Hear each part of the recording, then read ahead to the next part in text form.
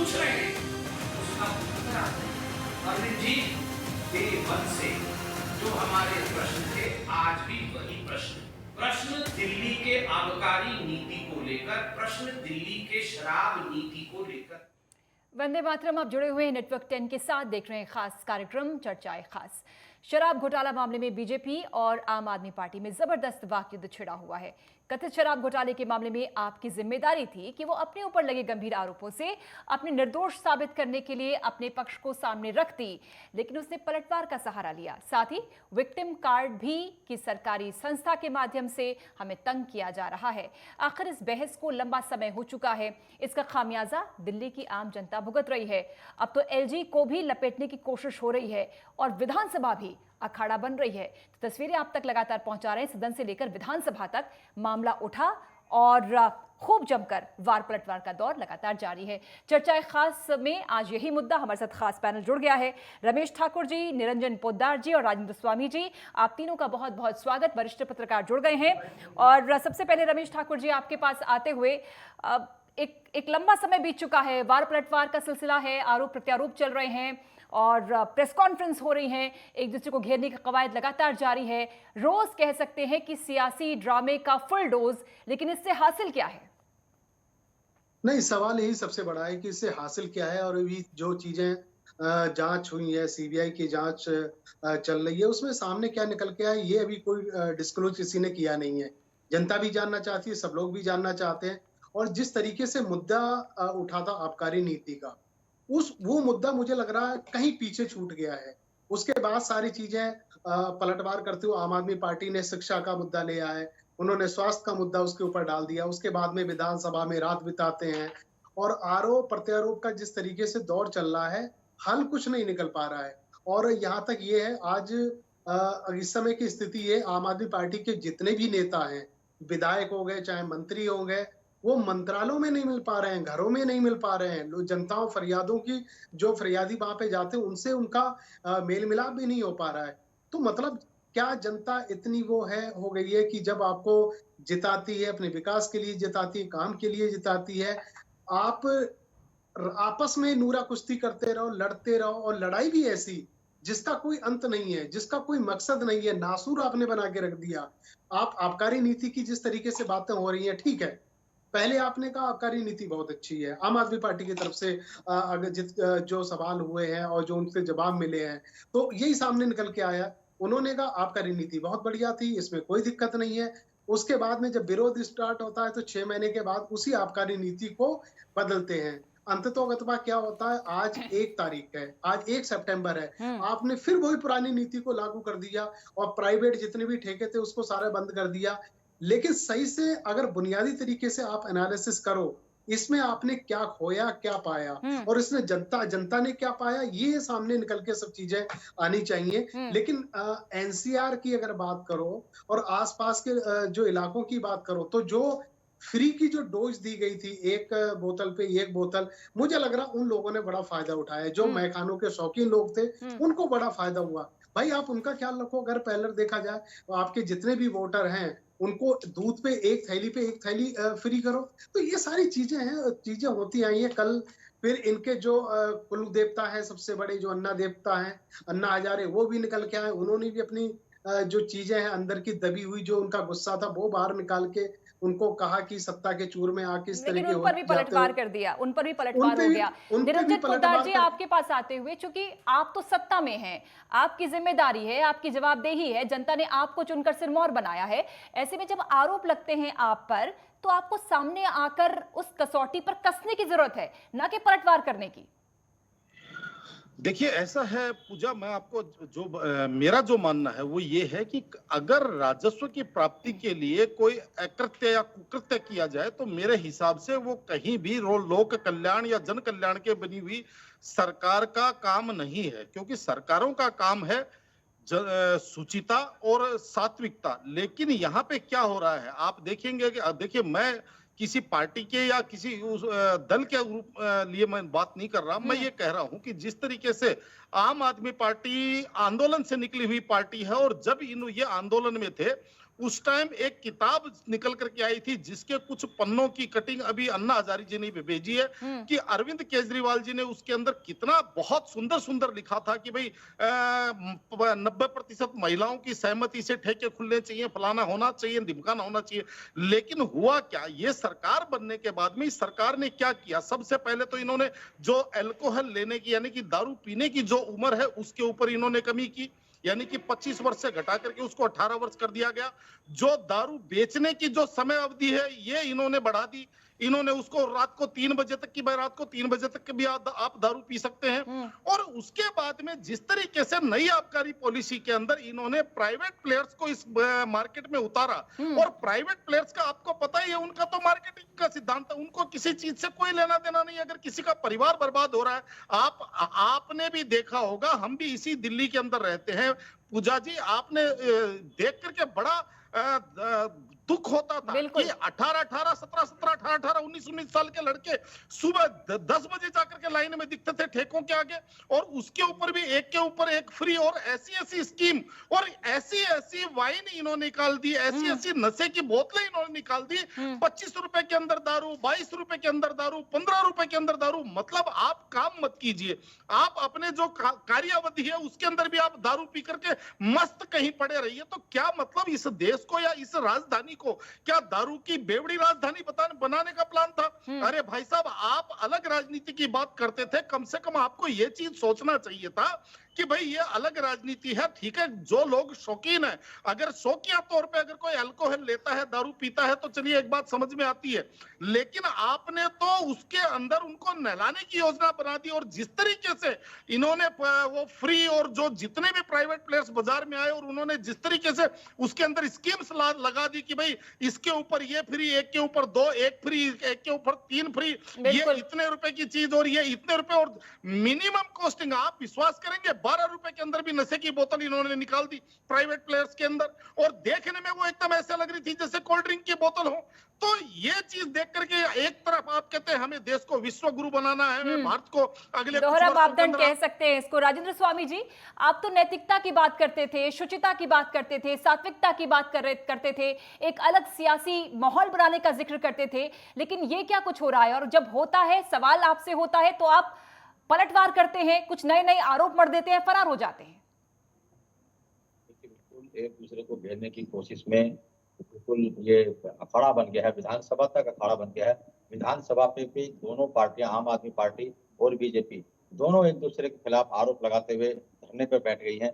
और उसके बाद खुद बीजेपी ने एलजी को शिकायत दी है, और कि जो उनके ऊपर जो आरोप लगे हैं, 20-20 करोड़ रुपए में विधायकों को खरीदने के जो आरोप लगे हैं, उसकी जांच की जाए। तो खुद बीजेपी ने भी इस तरह की मांग की है। और इससे पहले जो तमाम जो आरोपों के बाद एक नया जो गेम प्लान है, वो आम आदमी पार्टी ने एलजी के ऊपर भी सीधे सीधे आरोप लगाया कि खादी ग्रामोद्योग के चेयरमैन रहते हुए उन्होंने 1400 करोड़ रुपए का घपला किया है नोट बंदी के दौरान, जो नोट बदले गए थे उस दौरान। और इस तरह का जो आरोप है, जो उनके ही पूर्व एक कर्मचारी ने लगाया, तो अगर जांच होती है तो उसकी भी होनी चाहिए। देखिए, बिल्कुल एलजी ने भी बकायदा इसकी शिकायत की है और कहा है कि इसको इन पर वो मानहानि का दावा करेंगे। तो कुल मिलाकर के हम जिधर देखें, चाहे वो आम आदमी पार्टी हो, चाहे वो बीजेपी हो, एक दूसरे पे केवल आरोप प्रत्यारोप लगा रहे हैं। और जब एलजी के ऊपर भी जब आरोप लगे हैं, तो एलजी ऑफिस से भी बकायदा जो एक पत्र है उस जारी करके ये कहा गया कि वो आम आदमी पार्टी के जो नेता हैं जिन्होंने उन पे आरोप लगाया है, उन सब पर मानहानि का दावा करेंगे। तो कुल मिलाकर के सच्चाई कौन है ये कौन बताएगा? जो मामला शराब नीति को लेकर के जो घोटाला था, बाद में वो स्कूलों तक आ पहुंचा, और उसके बाद तमाम केवल आरोप प्रत्यारोप का जो दौर दोनों तरफ पार्टियों से चल रहा है। और दिल्ली के जो तमाम काम है ठप पड़ गए हैं, जितने भी जो हम देख रहे हैं। कुछ दिनों से हम स्कूलों में बच्चों के कई प्रदर्शन हो रहे हैं, कई जगह स्कूलों में शिकायत आ रही है कि उनके यहाँ लाइटें कट गई हैं। साउथ दिल्ली में एक स्कूल के जो थी वो उसकी लाइट कट गई है। स्कूल के बाहर हमने माननीयों को झगड़ते भी देखा। आपस में नोकझोंक करते भी देखा रमेश ठाकुर जी। लेकिन ये लोकतंत्र के लिए बड़ी शर्मसार तस्वीरें आती हैं जब दो लोग सड़क पर लड़ते हैं, झगड़ते हैं, लेकिन कुल मिलाकर गलतियां सबसे होती हैं। लेकिन बड़ी बात यह है कि हम गलतियों से सबक क्या लेते हैं और गलतियों को मानते कितना है। वही मानने से इनकार करते हुए आम आदमी पार्टी जिस तरह से आक्रामक है और रोज एक नए हथकंडे फेंक रही है, सियासी हथकंडे, वो बड़ा दुर्भाग्यपूर्ण। रमेश जी। देखिए, राजनीति में एक बहुत बड़ा सिद्धांत होता है जो राजनीति की पाठशाला में सिखाया जाता है कि आप जमकर झूठ बोलो और जब आप कभी फंस जाओ तो कभी सच मत बोलो, झूठ बोलते रहो। तो आम आदमी पार्टी कमोबेश उसी स्थिति में आज है, क्योंकि आबकारी नीति को लेके पूरी तरीके फंस चुकी है। उनको पता है इसमें घाल-घपला हुआ है, गड़बड़ जाला हुआ है। अब उस पे पर्दा डालने के लिए ये लोग तरह तरह की चीजें, तरह नए नए हथकंडे डेली अपना रहे हैं। भाई, जो चीजें हुई हैं आप उनको सामने रखो। आप तो स्टिंग ऑपरेशन करने में आरटीआई एक्सपर्ट हो, आप कुछ भी चीजें आप छिपाते नहीं हो, सब चीजें सामने रख देते हो। आप सामने रखो सारी चीजें। अगर आपको लगता है कि एलजी साहब ने बहुत घोटाला करा, 1400 का घोटाला करा है, तो आपको ठीक है, आप आज इन्होंने शिकायत करी है बकायदा लिखित में। अतिथि इनकी जो विधायक हैं वो गई हैं, सीबीआई डायरेक्टर से मिली हैं और शिकायत में क्या दिया ये नहीं पता है। फिलहाल ये पता चला है कि 10-12 पेज की जो एक लिखित शिकायत है वो दी है। एविडेंस प्रूफ इस तरह की कोई चीजें उनको दी नहीं गई हैं। उन्होंने साफ ये सूखे तौर पे कह दिया है कि आप जांच करो। तो ऐसे जांच होने वाली नहीं, आप तथ्य देने पड़ेंगे, आपको एविडेंस देने पड़ेंगे, तब ये चीजें होंगी। बहरहाल ये चीजें होती रहेंगी। लेकिन आपके ऊपर जो आरोप लग रहे हैं, गंभीर आरोप जो लगे हुए हैं। जी जी जी रमेश जी, थोड़ा टेक्निकल फॉल्ट, शायद वो सुन नहीं पा रहे। निरंजन पोद्दार जी, इसी पर आपका रिएक्शन लेते हुए, एक दौर वो भी था जब हम सदन में जो बहस हुआ करती थी गंभीर विषयों को लेकर, गंभीर मुद्दों को लेकर, जनता के मुद्दों को लेकर, उसे सुनने का मन करता था। लेकिन आज चाहे वो विधानसभा हो, चाहे संसद के दोनों सदन हो, कोई गंभीर मसला उठता है लेकिन मसला वो शोर शराबे के शोर में खो जाता है और असली मुद्दा जो होता है वो गौण हो जाता है। बिल्कुल पूजा, आपने बहुत अच्छी बात कही और मैं आप ही की बात के अंदर जोड़ते हुए मैं वो समय याद दिलाऊंगा जब पार्लियामेंट के अंदर अटल अडवाणी विपक्ष में हुआ करते थे और सरकारों के ऊपर बहुत तीखे वार प्रतिवार करते थे। अटल जी जब विपक्ष में रहते थे और कांग्रेस की सरकार हुआ करती थी, बहुत जबरदस्त तीखे वार करते थे। लेकिन उसके बावजूद जो सत्ता पक्ष होता था वो भी पिन ड्रॉप साइलेंस के साथ उनके सारी बातों को सुनता था और उसका आनंद लेता था। और एक देखने में मजा आता था जब वहां पे वाद विवाद होता था। उस समय लगता था कि जैसे पक्ष और विपक्ष पार्लियामेंट के अंदर जनता के लिए बात कर रहे हैं। और आज जो है पक्ष और विरोध हो गया। आज ऐसे लग रहा है कि जैसे वहां पे कोई पक्ष और विपक्ष ना होकर के दो आपस में दुश्मन बैठे हुए हैं। तो ये राजनीति कहीं ना कहीं जनता को दुखदाई करती है। और देखिए, एक चीज और मैं आपको कहना चाहता था कि जिस तरीके से आम आदमी पार्टी ने वास्तव में गलती कहां करी। आम आदमी पार्टी ने जिस तरीके से फ्री की रेवड़ियों का जिस तरीके वादा किया, बसों के अंदर महिलाओं को फ्री और ये बिजली फ्री, पानी फ्री, फला चीज फ्री, तो उस फ्री को कवर करने के लिए इनको राजस्व चाहिए। और उसी का परिणाम था, आपने देखा होगा कि पहले और दूसरे लॉकडाउन के अंदर जनता को व्यापार करने की अनुमति नहीं थी, मार्केटें खोलने की अनुमति नहीं थी, लोगों को जरूरत का सामान खरीदने की और उनकी दुकानें ओपन करने की अनुमति नहीं थी। सबसे पहले अनुमति किस चीज की दी गई? ठेके खोलने की अनुमति दी गई। और उसकी इस सरकार की काफी छिछालेदर भी उस चीज से हुई थी। क्यों? क्योंकि इनको राजस्व चाहिए था। और आज भी जो आबकारी नीति इन्होंने जो नई बनाई, और इसके अंदर देखिए मुख्यमंत्री जी के भी अलग अलग आपको आंकड़े नजर आएंगे। कहीं वो कहते हैं कि हमने 544 ठेके खोले हैं नए वाले, कहीं कहते हैं हमने 647 खोले हैं, कहीं कहते हैं हमने 750 खोले। यानी कि कहने का तात्पर्य है उनके पास भी आंकड़े नहीं है। जबकि अमूमन एक जनता के हिसाब से मेरा अनुमान है कि 3000 से ऊपर पूरी दिल्ली के अंदर ठेके खोल दिए गए। जो ये विकेंद्रीकरण के नाम पे इन्होंने जिस तरीके से, अब ये मुझे नहीं पता, इस बात के मैं दावे से नहीं कह सकता कितने अथॉराइज थे और कितने अनऑथराइज थे।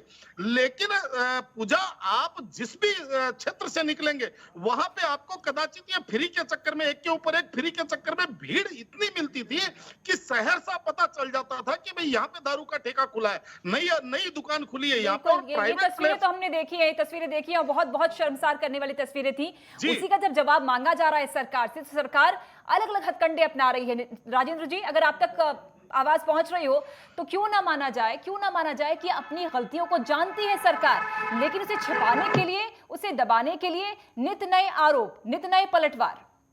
ये तो सही है, लेकिन इसके जवाब में आम आदमी पार्टी भी बाकायदा डाटा के साथ आती है। वो डाटे कितने सच हैं कितने झूठ हैं, वो एक जांच का विषय हो सकता है कि जो सराउंडिंग के जितने भी स्टेट है वहां पर 1000 में 1000 की आबादी में जितने ठेके वहां है उससे 30% या 40% तक ठेके दिल्ली में कम खुले हैं। और जब बात रेवेन्यू की हम बात करते हैं तो उसका यही जवाब होता है कि जो आम आदमी पार्टी की सरकार है, जो इससे पहले जो रेवेन्यू आता था 4,500 करोड़ रुपए का रेवेन्यू शराब से आता था, लेकिन उन्होंने लाइसेंस लोगों से इकट्ठा करके वो रेवेन्यू को बढ़ा करके 9,000 करोड़ रुपए का रेवेन्यू उन्होंने हासिल किया है। तो बहुत सारे तर्क दे रही है कि भाई जो पर 1000 आबादी में जितने ठेके हुए होने चाहिए बीजेपी स्टेट में उनसे ज्यादा है, रेवेन्यू उनसे ज्यादा है।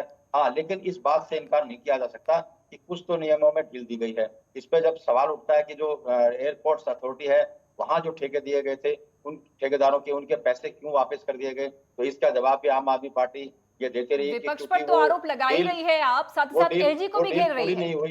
वो डील पूरी नहीं हुई क्योंकि जब टेंडर ही नहीं हुआ, जो टेंडर उन्हें अलॉट हुआ, जब टेक्निकल ग्राउंड के ऊपर जब उन्हें ठेके खोलने नहीं दिए गए तो वो कोर्ट चले गए। कोर्ट के आदेश के बाद में ये जो उनकी कोर्ट फीस जो भी फीस थी वो सब दे दी गई। तो आरोप प्रत्यारोप का दौर चल रहा है। हालांकि ये सब जांच का विषय है। जब सीबीआई ने रेड डाली है तो वो सब परतें खुल जाएंगी, वो सब जांच हो जाएगा, दूध का दूध पानी हो जाएगा। लेकिन अचानक इस मामले का डाइवर्ट हो जाना, उसके बाद ये कह देना कि नहीं जी अब स्कूलों में भी भ्रष्टाचार हुआ है, तो कुल मिलाकर पूरा का पूरा राजनीतिक में आप इसको चुनाव से जोड़कर देख सकते हैं। और जो राजनीतिक पंडित जो उम्मीद लगा रहे हैं कि भाई आने वाले जब जो गुजरात के चुनाव होंगे उस गुजरात के चुनाव से ठीक पहले या साथ में आसपास ही दिल्ली नगर निगम के चुनाव भी हो सकते हैं। तो इस तरह के राजनीतिक कयास भी लगाए जा रहे हैं और तमाम जो आरोप प्रत्यारोप हैं वो उसको इसी सब से जोड़ करके देखा जा रहा है। और आने वाले टाइम में अगर ये झगड़ा और ज्यादा बढ़े तो हैरानी नहीं होनी चाहिए, क्योंकि एलजी पर भी आम आदमी पार्टी ने ये आरोप लगाया कि वो बिल्कुल निष्पक्षता के साथ वो काम नहीं कर रहे हैं, उनको काम नहीं करने दे रहे हैं। बीजेपी हथियार की तरह इस्तेमाल कर रही है, ईडी सीबीआई तमाम जो जांच एजेंसियां हैं उसको एक वेपन की तरह इस्तेमाल कर रही है। रमेश तो ठाकुर जी, ये वास्तव में लोकतंत्र की बुनियाद होता है उसका पूरा स्ट्रक्चर, लेकिन यहाँ पर तो स्ट्रक्चर की धज्जियां उड़ाई जा रही हैं। जो हायरार्की है उसको आप मेंटेन नहीं करते, आप सीधे एलजी पर आरोप लगाते हैं। मेरा सवाल एक और भी है, जैसे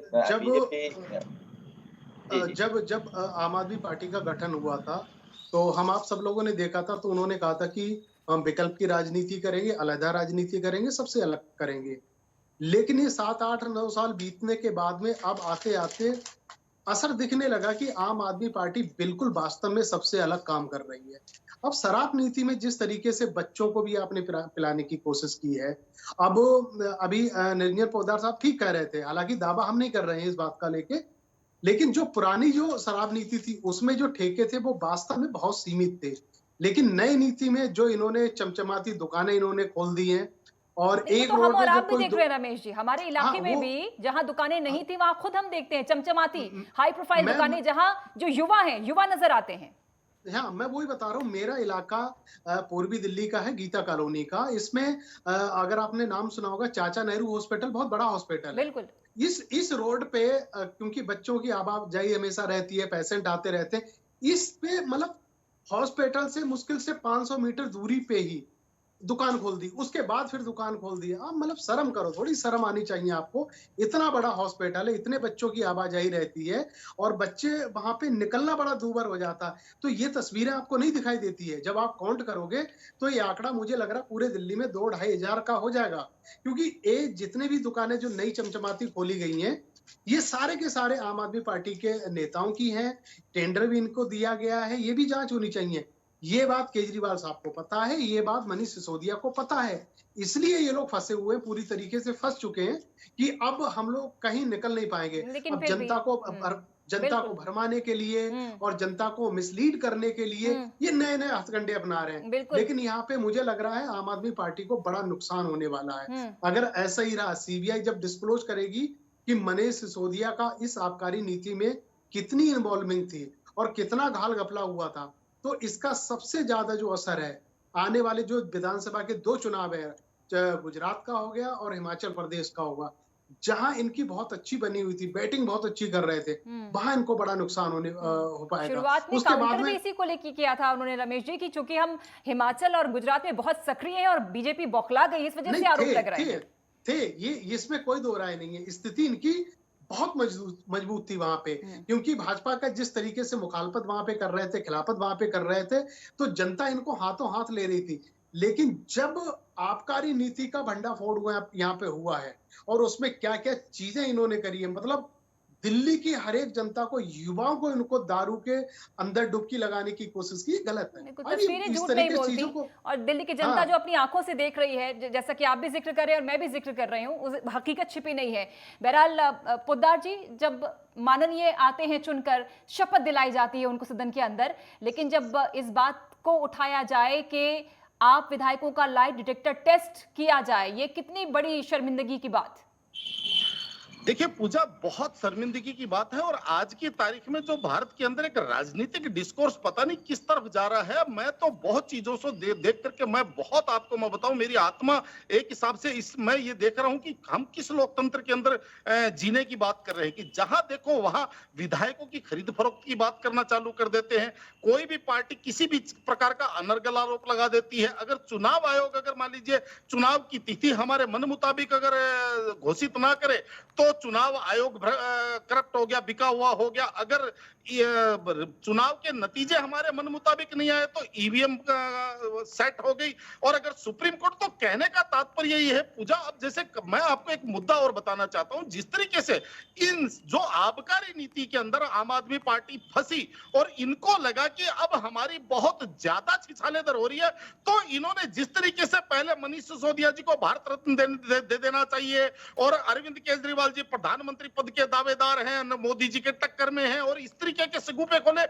लेकिन इनको जब लगा कि लोग ये सोच रहे हैं कि ये तो बिना मुस्कुराए मजाक कर रहे हैं, तब इनको लगा कि ये बात कहीं ना कहीं लोगों को डाइजेस्ट नहीं हो रही। तो इनका जो एक तंत्र, जो इनका जिसको कहते हैं जो आरोप तंत्र है, उसने क्या नई युक्ति निकाली। पहले मनीष सिसोदिया जी ने कहा कि जी मेरे पास भारतीय जनता पार्टी की तरफ से खरीदने का ऑफर आया कि आप भारतीय जनता पार्टी में शामिल हो जाओ, हम आपको इतने करोड़ रुपए दे देंगे। और उसके बाद में इन्होंने 40 विधायक अपने समझ लीजिए गायब कर दिए और 1 घंटे बाद में वो सारे के सारे राजघाट पहुंच गए और कहा जी भारतीय जनता पार्टी हमारे को 20-20 करोड़ रुपए का ऑफर दे रही है। तो कहने का तात्पर्य यही है पूजा जी कि कम से कम आप ऐसा मजाक कीजिए जो लोगों को लगे कि ये मजाक है। आप तो बिना मुस्कुराए मजाक सा कर देते हैं और ऐसा लगता है कि जैसे आप बहुत उस चीज के लिए। लास्ट कमेंट राजेंद्र स्वामी जी आपसे, क्योंकि समय बहुत कम है।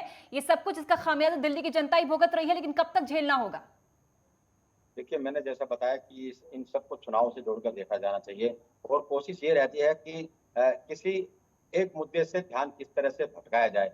आरोप के, अगर किसी पार्टी को ये लगता है कि उस पर ये आरोप बड़ा गंभीर आरोप है और इसकी चर्चा हो रही है, तो उस चर्चा को दूसरी तरफ किस तरह से डाइवर्ट किया जाए। तो जैसे ही शराब नीति पर तमाम जो टीवी चैनल थे उनमें डिबेट हो रही थी, खबरों का जो तमाम चैनल थे इसी दिशा में खबर चला रहे थे, लेकिन अचानक जैसे ही मामला आता है, अरविंद केजरीवाल जी अपने विधायकों की बैठक बुलाते हैं और उसके बाद ये आरोप लगाते हैं कि उनके विधायकों को खरीदने की कोशिश की गई, उनकी सरकार को गिराने की कोशिश की गई और बाकायदा इसमें तर्क दिए गए कि जो बैकग्राउंड रहा है बीजेपी का, हर जगह कोशिश की है उन्होंने, जैसे बिहार में की है या महाराष्ट्र में की है, मध्य प्रदेश में की है, और उसको देखते हुए मीडिया भी एक बार को लगा कि हाँ ये इतना बड़ा मुद्दा है कि इस पर लगातार कवरेज होनी चाहिए। ठीक, चर्चा तो इस पर लगातार चलती रहेगी, लेकिन बहुत बहुत शुक्रिया। समय चूंकि बहुत कम है, बहुत शुक्रिया आप तीनों का ही, रमेश ठाकुर जी, निरंजन पोद्दार जी, राजेंद्र स्वामी जी, जुड़ने के लिए बहुत बहुत शुक्रिया।